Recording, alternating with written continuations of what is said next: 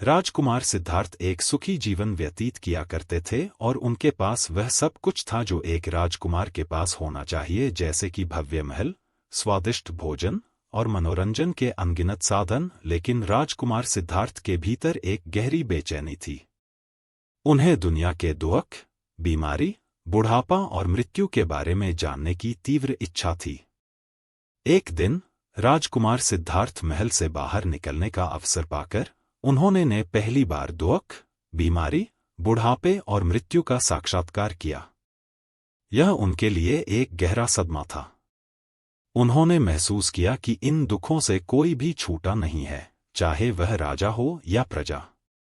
इस अनुभव उन्हें दुखी कर दिया और उन्होंने राजपाट त्यागने और इन दुखों का कारण जानने का प्रण लिया। उन्होंने वैभवपूर्ण जीवन छोड़ दिया और एक साधारण साधु का जीवन अपना लिया।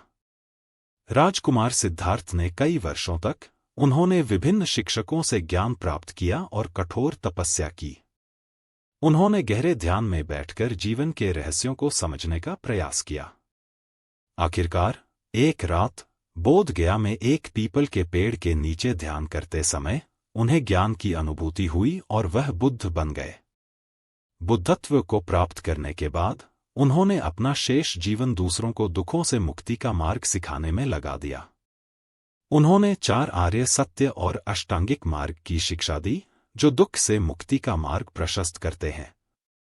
सीख: गौतम बुद्ध की कहानी हमें यह सिखाती है कि सच्ची खुशी भौतिक सुखों में नहीं, बल्कि ज्ञान और करुणा के मार्ग पर चलने में मिलती है।